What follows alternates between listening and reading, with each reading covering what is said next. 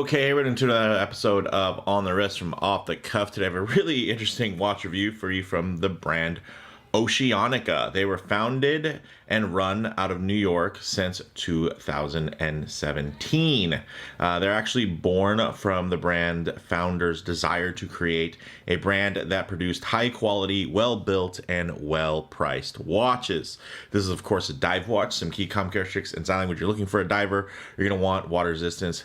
Typically, there's some type of screw down crown. You're going to want something that's tough, legible, with a dive time bezel, and a diver's extension is always nice if on bracelets. This is their Mako diver with the black dial combination, and it's essentially a do-it-all diver that checks all of the boxes at a competitive price.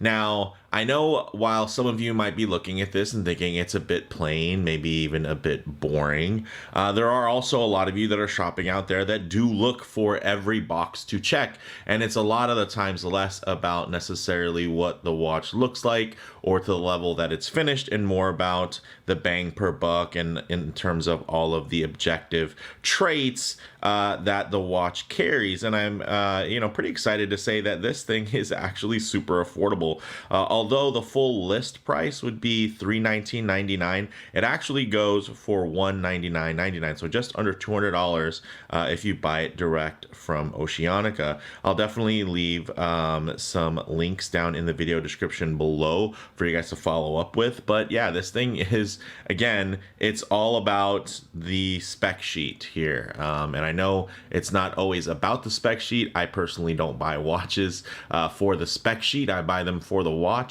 But again, I like to keep things pretty diverse on the channel, so I thought, why not share something like this, which absolutely hits so many of those marks that folks look for. So with all that said, let's go ahead, zoom the camera out, get this piece in hand, and take a closer look. Okay, guys, so as you can see, pretty cool little packaging here. I will admit, check this out, wooden box. I thought that was pretty cool. I mean, obviously it's not like super, the finest wood ever made, but I thought that was kind of cool that they did have a wooden box. There's something a little different that you honestly don't see too much, so hey, why not? Now, getting into this timepiece, guys, let's take a look at it. Let's see some of the details here. So this has a 41 millimeter diameter, which is a sweet spot for many, many wrists. It is only 13.3 millimeters thick, so not too shabby, especially when they do break out a lot of that weight here by having a real nice kind of delineation between the mid case and then the case back versus the bezel there. Sometimes watches can kind of flow very organically all together, and while that is very cool, it can make the watch feel a bit like a bubble on the wrist. That won't be the case here. Let me give this actually a quick little wipe off camera here, just so you guys can get a better look at that brushing.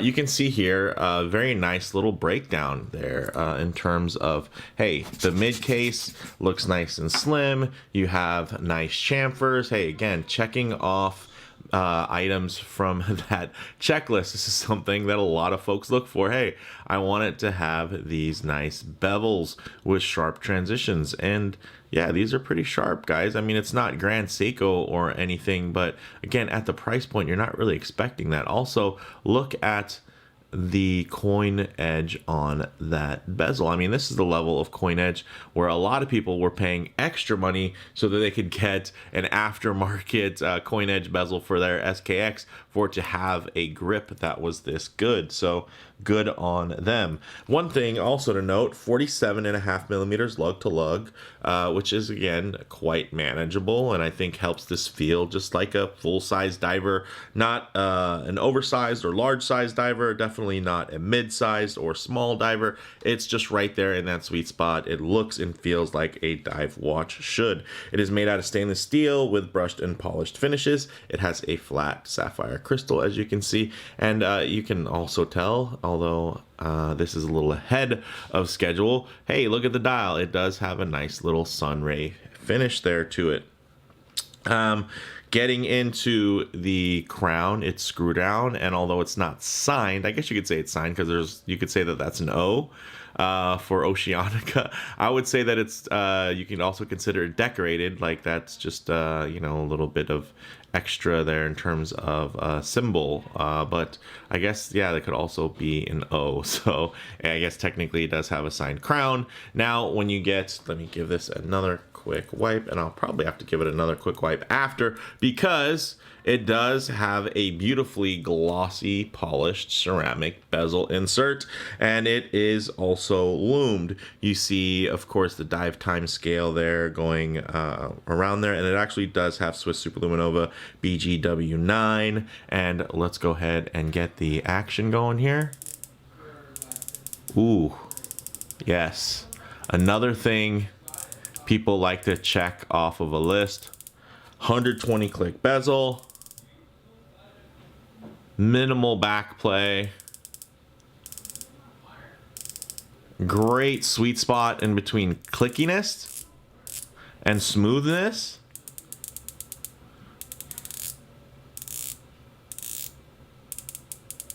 Ooh, that's a very nice bezel, and guess what? Lines up beautifully. Again, back to the quick wipe. One of the trade-offs of when you do have a glossy bezel insert is, you're gonna have to, of course, watch for fingerprints every once in a while. But again, with the very accessible price point here, I don't think you're going to be feeling too bad about getting this, pretty dirty and using it as desired. And that's one of the things that not a lot of people think about when they do buy a dive watch, right? A lot of times you're buying this kind of dive watch that feels more like a dress watch, a grail watch, a flex piece, and you tend to baby it and try to keep it in great condition. I'm not saying everybody does that, but when you do start spending some of those higher dollars, here you're getting something that is going to be very feature rich. Again, checking all of the boxes in terms of what people are looking for from a spec perspective. So this is something that you can wear and treat as a tool watch, which I think is something that may go overlooked at times. So we get into next, let's actually talk about the case back. So again, shark motif under the water, very cool. Actually, this would probably be the right side up there, and you can see nicely etched with the information, and inside beats a Seiko Instruments NH35, so going to be quite solid, good shock resistance as well. Whirl workhorse movement, not super high end or luxurious by any means, but it does have great feature sets, as in hacking and hand winding. So I mean, again, that's what people look for, and if you don't have one of those things, it's typically something that turns a lot of folks off. Now, in terms of this dial, you get, of course, up on top of that beautiful, I'd say very subtle sunray dial. It could definitely have been, more in your face, and I like that it's a little bit more subtle and subdued. It just has a bit more of a refinement to it, which I can appreciate. Now, you're getting applied indices, you're getting polished hands, and Swiss Superluminova, I believe C3, that's been triple applied. So you're going to have a little mixture and match here, I think, once this gets dark, unless I just wrote my notes wrong, which we will put me to the test here once the lights go out, and we'll see if this has C3 or BGW9 or both, like I have in my notes. It also has 200 meters of water resistance, which is great. I'd say it's the standard for a dive watch. I personally am okay with like 150 meters. I feel like a lot of brands don't really do that anymore. They kind of just do 100 or 200, 300, 500, 600, 1,000, and beyond, right? 200 meters is really all you ever need in terms of spec and in terms of meeting an ISO standard. 200 meters is what is considered, a skin diver. Not that this is ISO compliant, because I believe that it would have needed the hash marks of the 60 minutes all the way around the bezel insert for you to put, technically have divers 200 meters. And, of course, it would have to be able to pass a certain testing that it probably hasn't. But at the same time, hey, not a lot of people with dive watches go diving, but it is nice to know that if you needed to, hey, this one is pretty well equipped, pretty well spec'd with that 200 meters. It actually has a 22 millimeter lug width that has a tapering solid H-link bracelet here, and it's solid links, solid N-link, female end link there, so it has a nice drape and it flows really nice. I mean, in terms of the finish there, nothing crazy, nothing luxurious, but that's not what anybody really needs for a dive watch. It just is finished like a tool watch should be. It feels quite substantial, quite hefty, and quite capable. And another thing, screw pins. Hey, did I mention that this thing checks a lot of boxes? Screw in pins, milled clasp there, again checking a lot of boxes, plenty of micro adjustment, checking a lot of boxes, signed clasp, checking a lot of boxes. Again, these are the comments that a lot of folks make when I feature other types of watches. It doesn't check this box, or it doesn't check that box. There's so much that people have just kind of made into a spec sheet when it comes to what they like or dislike about a watch. So when you see something that has a pretty polished spec sheet for a very affordable price, I think, hey, why not highlight that? Because clearly there's tons of viewers that are out there that are looking for a lot of items and really want to look at objective points of value and say, hey, look, this watch at this cost can provide me with these feature sets. So really nice taper on here from about 21.5 millimeters down to about 17.5.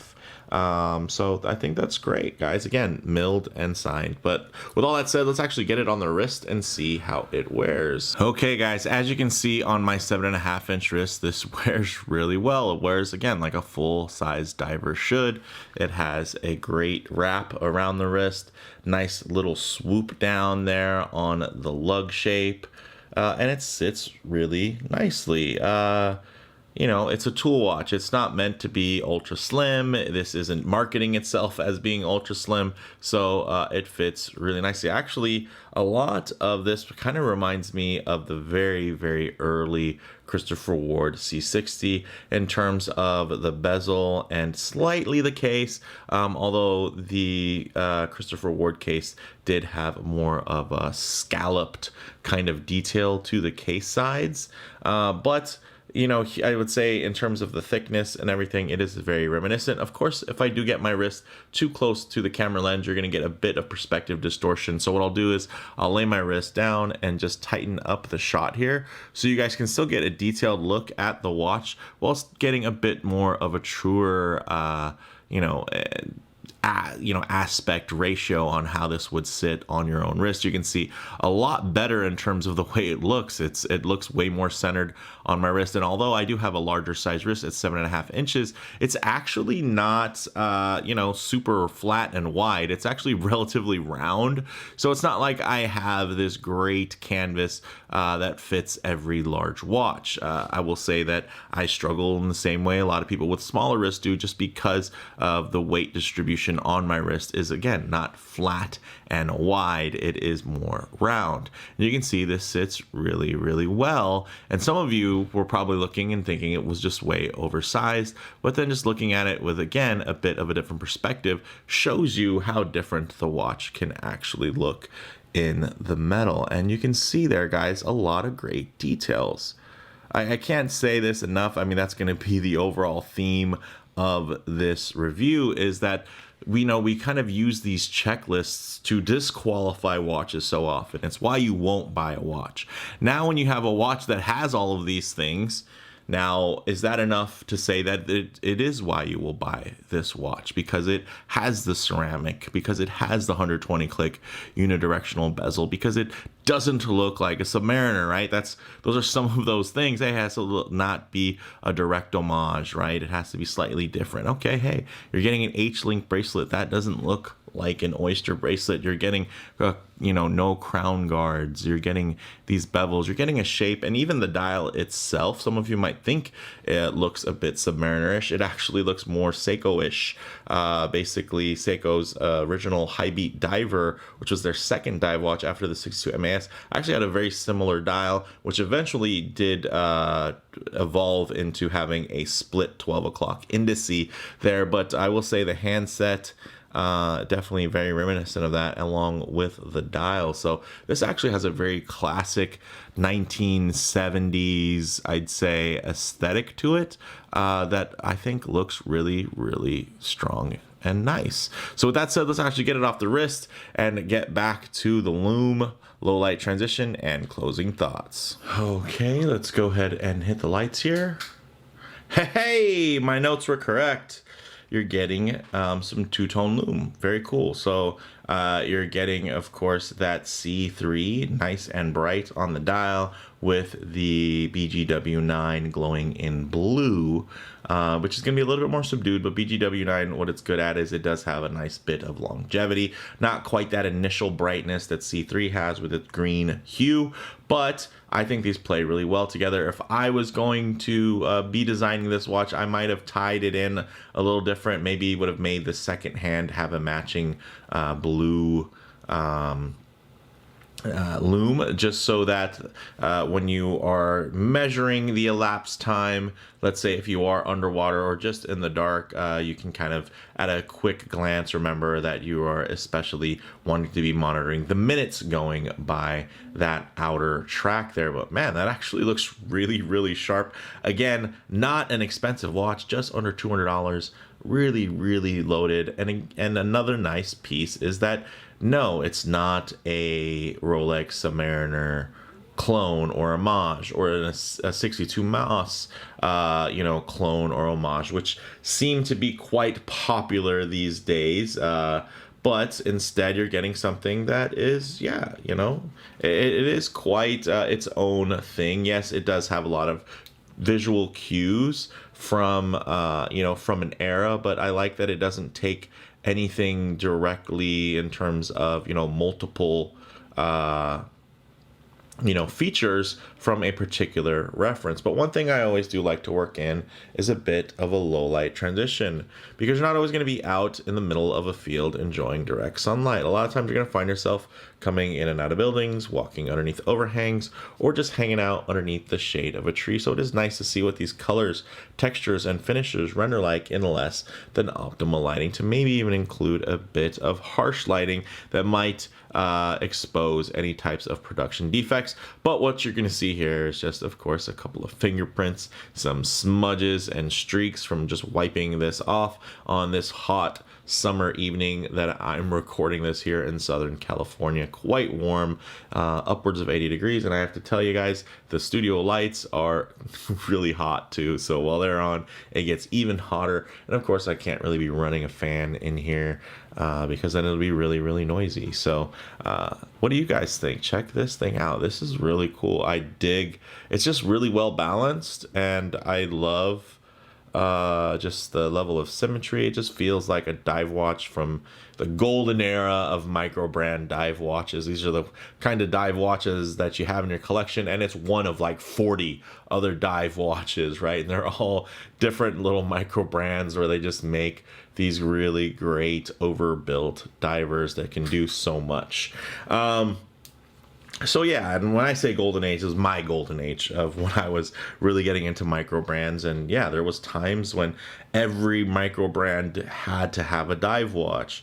There was times when people felt like in their collection you had to have a dive watch. Maybe not so much anymore. I do think that it is nice to have a diver in every collection. I do feel like this is a dive watch for a collection. If you were going to have one dive watch, I don't know if it would be this one or should be this one, but if you have many dive watches, I could easily see you really getting a lot of enjoyment from this. So for me, guys, closing thoughts on the wrist, this wears like a full-size diver. Again, quite hefty and tool-like without approaching oversized at all. Like you guys saw, that was a bit of perspective, so you might see these on a couple of wrist shots or something floating around the internet, and they're gonna feel, or Instagram, and they might appear a little bit large, but again, a lot of that has to do with the lens, right, and how close you are when you're taking that photo.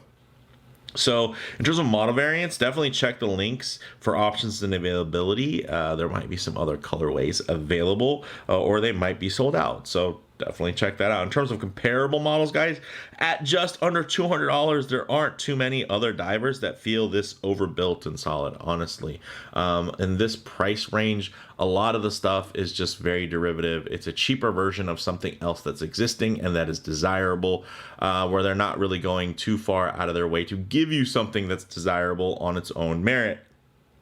So, and I'm not saying that's completely the case, but for the majority of the market at that price point, it, I would say, is kind of the easy money, place there. And that's just, it's what sells. They're not making up the market. We are, by our taste and what we buy and what sells. And sometimes when I say we, it's the general consumer, and sometimes it's the enthusiast. So it could be either side that kind of tips that scale. So for me, guys, the bottom line is, with its combination of strong specs, versatile looks, and an affordable price, the OCEANICA Mako is a diver for folks who love and collect divers. Again, I think that if you have a little dive watch collection, and you have, a couple different ones with different materials for the bezel, different materials, different colors for the dial, different types of bracelets, and maybe you just have to scratch an itch of something else, that adds a little bit of different flavor to the mix, I think this could definitely offer you, a lot of wrist gratification. So with that said, let me know what you guys think in the comments below. If you like the video, please do a like, and if you haven't already, please subscribe for more content just like this. Thanks, guys.